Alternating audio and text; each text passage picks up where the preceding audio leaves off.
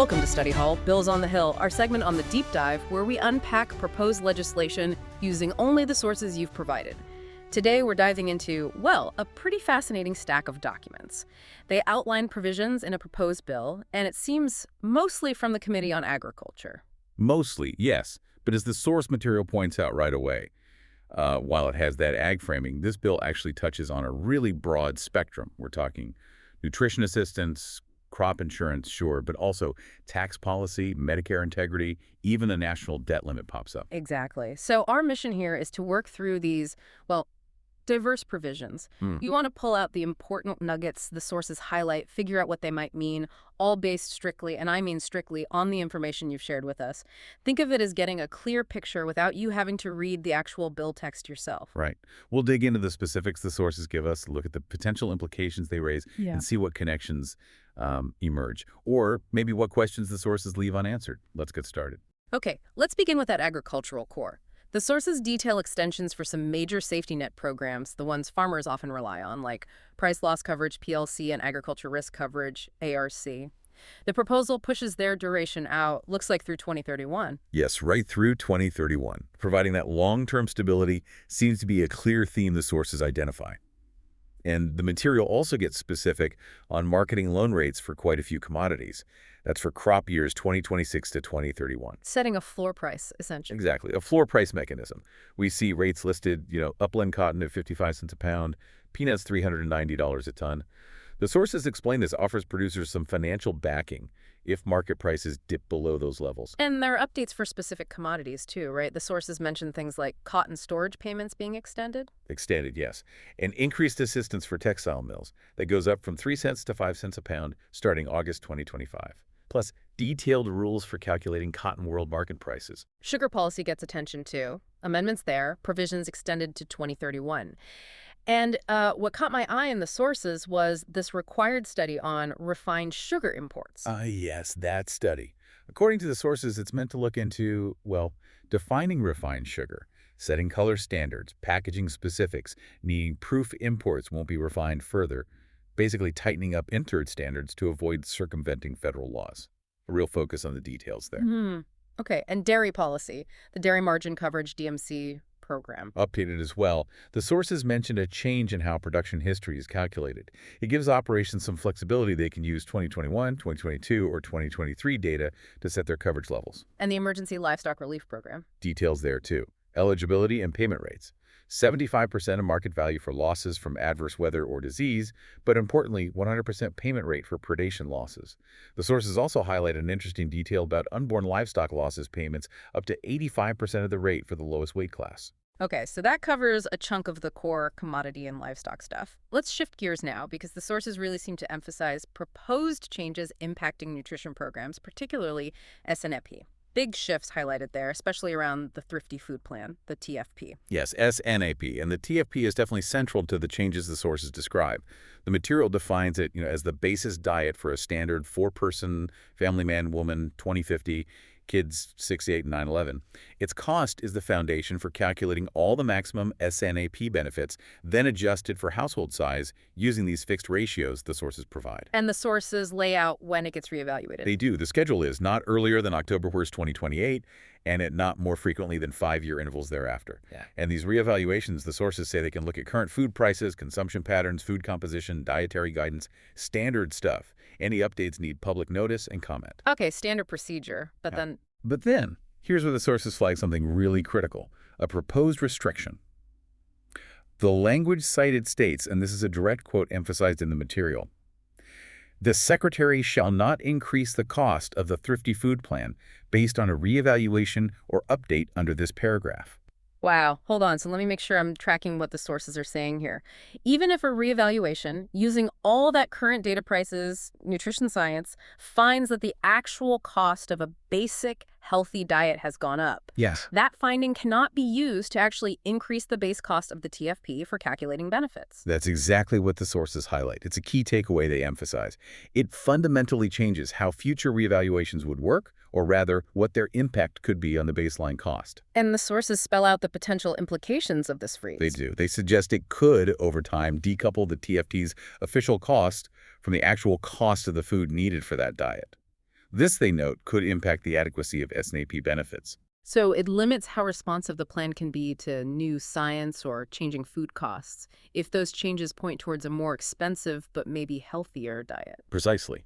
The TFP's base cost growth would then rely entirely on the annual adjustments using the Consumer Price Index, the CPI. And the sources note that CPI measures general food inflation, not necessarily the specific cost changes within that TFP market basket itself. It also seems like it might undermine the transparency aspect. You could have a public finding saying the diet costs more, but But according to the sources, that finding wouldn't translate into a higher base TFP cost used for benefits. So yes, they note it could diminish the practical impact of that transparency. okay, that's a major point the sources highlight. Separately, they also detail changes to state SNAP funding, something about matching funds. Right. Starting in fiscal year 2028, states would need to cover 5% of the allotment costs. That's a shift from fiscal years 2026 and 2027, where the sources say it's 100% federal coverage. But there's a catch linked to error rates. A big catch. It's structured as a state quality control incentive in the source material description. If a state's payment error rate is between 6% and 8%, their share jumps to 15%. It's 15%. Yes. And if the error rate is 8% to 10%, the state share becomes 20%. And if it hits 10% or higher, the state pays 25% of the allotment costs. It's a tiered system directly tied to those error rates. And the sources give a reason for this structure? Explicitly, yes. Yeah. They state the rationale is about shifting financial responsibility, improving program integrity, and incentivizing states to cut down on errors. The tiered increase is directly linked in the text to promoting fiscal responsibility and incentivizing better state performance. Although the sources also acknowledge it could be seen differently. Right. They do note the material acknowledges this functions as a kind of financial consequence or penalty for states with higher error rates. Okay. Beyond those big TFP and state funding points, the sources mention other SNAP changes too, just briefly. Yes, a few others are listed. Adjustments to work requirement ages, a change in the definition of a child under 7, mandates to use the National Accuracy Clearinghouse, and not just for SNAP, but for other aid programs states run. There's also a change noted for a specific penalty section related to high error rates, making it $0, a repeal of the National Education and Obesity Prevention Grant Program, and new limitations detailed regarding alien eligibility. So quite a lot happening in the SNAP section, according to these documents. Okay, let's broaden out again. Beyond commodities and nutrition, the sources cover funding changes and extensions for a whole range of other agricultural and rural programs. That's right. In conservation, for instance, programs like grassroots source water protection, voluntary public access, and feral swine eradication see funding extended or increased through 2031. And the major programs, EQIP, CSP, ACE, RCPP, the sources list specific mandatory funding levels for fiscal years 2026 through 2031, often showing increases over time. And some money pulled back. Rescissions. Yes, rescissions of unobligated balances are mentioned, specifically from previous acts related to forestry. Okay. What about trade programs? Significant funding detail there through 2031. The Market Access Program, MAP, is listed at $400 million annually for FY 26-31. The Foreign Market Development Cooperator Program, FMD, at $59 million annually for the same period. And there's a new Priority Trade Fund established at $3.5 million per year for various market activities. And research. Always important. Research gets attention too, funding extensions and mandates. The Urban, Indoor, and Emerging Ag Initiative is extended. Mandatory funding listed for assistive technology for farmers with disabilities, $8 million. The Specialty Crop Research Initiative, SCRI, sees its mandatory funding increased, reaching $175 million for FY 2026. And research facilities get a boost too, $125 million in mandatory funding for competitive grants annually starting FY 2026. Horticulture programs see increases as well. Yes, the sources note funding bumps there. Plant pest and disease management reaches $90 million, and specialty crop block grants hit $100 million for FY 2026. Organic programs are extended and funded, including data collection efforts, and there's $5 million mandatory set aside for a multiple crop and pesticide use survey in FY 2026. And any other miscellaneous items? A few. Animal disease prevention and management sees a significant mandatory funding increase, up to $50 million for FY 2026, and onwards that's up from $30 million previously, according to the sources. Several trust funds are extended through 2031. And rural schools and forestry programs see payment and project authority extensions mentioned. All right, shifting gears again, let's talk risk management. Crop insurance is usually a big part of these bills. What do the sources say here? Yes, substantial proposed changes detail for crop insurance. adjustments to the administrative and operating or A&O expense subsidies paid to the insurance providers. Well, the sources mention higher subsidies for eligible contracts in states that have high loss ratios. Also, a minimum reimbursement rate of 17% or more, specifically for specialty crops, starting in 2026. Plus, annual inflation adjustments for those A&O reimbursements are mandated from 2026 onwards. Seems aimed at the providers. Anything else? Increased mandatory funding is noted for program compliance activities. That's $6 million for FY 2026 and beyond, and for integrity reviews, $10 million starting FY 2026. And there was a pilot program mentioned. Yes, an interesting specific detail the sources point out. A mandate for a pilot program offering index-based insurance. It's specifically for contract poultry growers, and it's meant to cover extreme weather-related utility costs, things like natural gas, propane, electricity, water. That's very specific. What about support for certain types of farmers? There are changes noted for the Premium Reduction Pilot Program, the one for beginning and veteran farmers and ranchers. The sources detail a new tiered system for the extra premium subsidy they get. It starts higher, a 15 percentage point boost in the first 2 years, and then it gradually decreases over the next 8 years. Also, the definition of a beginning farmer or rancher itself is changed in the sources from having 5 years of experience to 10 years. Interesting. And area-based insurance. Modifications mentioned there too, regarding coverage levels and affordability. Notably, increasing the premium cost share paid by the government for area plans from 65% up to 80%. Okay, that's a lot within the, let's say, expected agricultural sphere. But as you mentioned at the start and the sources highlight, this bill seems to reach further. Let's look at those parts that fall under the Ag Committee but deal with tax, fiscal policy, even the debt limit. Right, this is where it gets quite broad. The sources detail several provisions you might not immediately associate with an agriculture bill. Yeah. For instance, there's a section explicitly titled Task Force on the Termination of Direct File. Direct File, the IRS program. So a task force proposed to look at ending it. That's what the title indicates, yes. The sources suggest it's about examining or overseeing the termination of that specific service. They list it, suggesting scrutiny, but don't provide an explicit rationale in the source material for why it's in this particular bill. And other tax items. Several are mentioned. Provisions related to enforcement, like targeting COVID-era employee retention credits. Other changes listed include earned income tax credit reforms, changes to tax-exempt status for organizations supporting terrorism, increased penalties for unauthorized disclosure of taxpayer information by IRS employees, and restrictions on the IRS regulating contingency fees for tax return preparers. A real mix. And the debt limit. Yes, a significant fiscal item just listed by its title, modification of limitation on the public debt. Again, the sources provide the title, but no explicit explanation or context for its inclusion is mentioned in the material provided. And Medicare, how does that fit in? There's a provision mentioned relating to Medicare integrity. The title is Implementing Artificial Intelligence Tools for Purposes of Reducing and Recouping Improper Payments under Medicare. AI for recouping funds.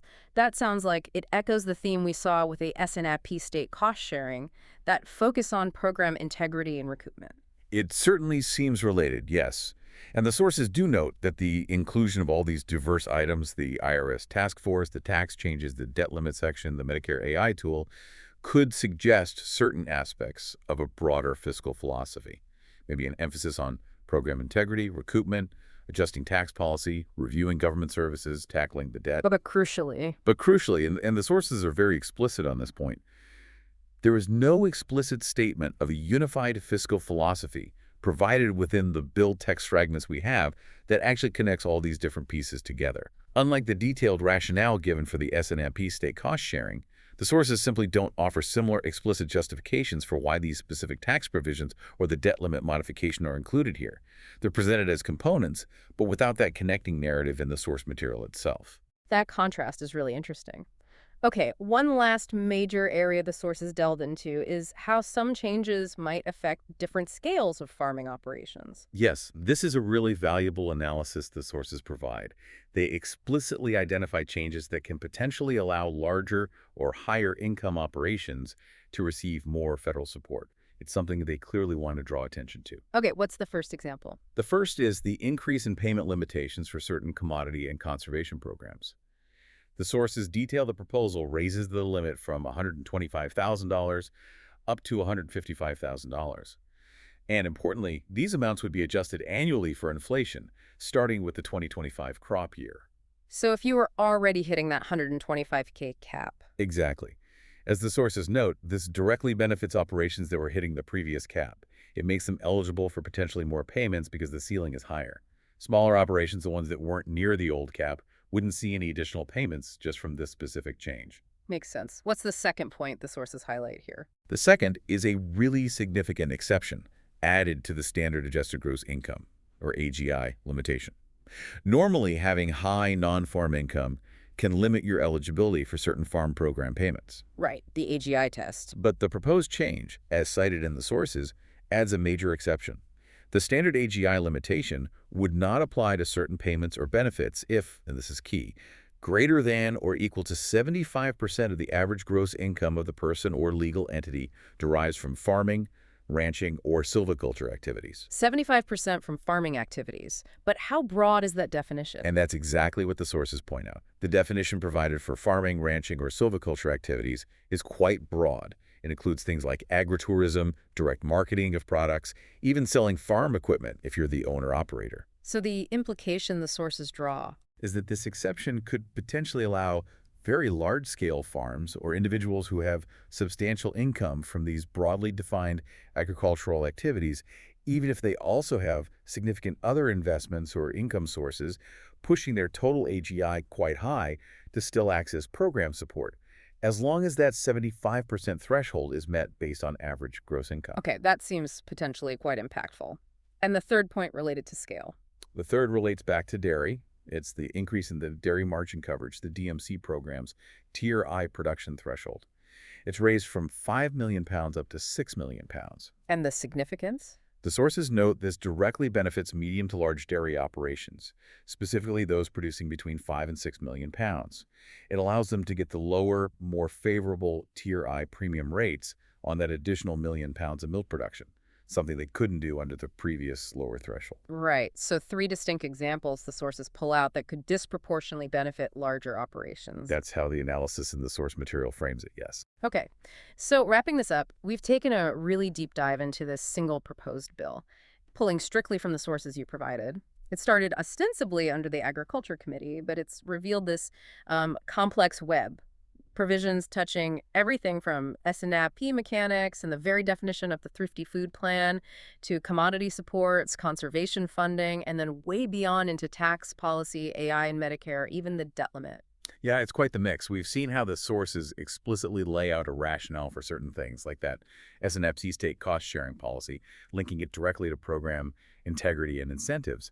But then they highlight the, well, striking absence of that kind of explicit justification for other really significant changes like that critical restriction on increasing the TFD cost based on reevaluations. And we flagged those specific provisions the sources identify as potentially having quite different impacts depending on the scale of the farming operation, the higher payment limits, that very broad AGI exception. It really is a fascinating case study, just looking at the source material itself. How incredibly diverse policy goals get bundled into one legislative package, and how the justifications, or sometimes the lack of justifications, are presented for different pieces. Absolutely. And here's something maybe for you, the listener, to consider as you digest all this. The sources clearly spell out the reasoning provided for tying state SNP funding to error rates, emphasizing integrity incentives. But they find no such explicit justification offered for that really crucial restriction on updating the TFP cost based on actual dietary needs or costs, a restriction the sources note could impact benefit adequacy. What does that contrast, that difference in how things are explained or justified in the source material, tell you about the potential priorities or arguments maybe driving different parts of this bill? Or perhaps just about how different policy areas get framed in these kinds of legislative documents? Definitely something worth mulling over. Yeah. Well, that's all the time we have for this particular deep dive based on the sources you shared. Join us next time for another deep dive.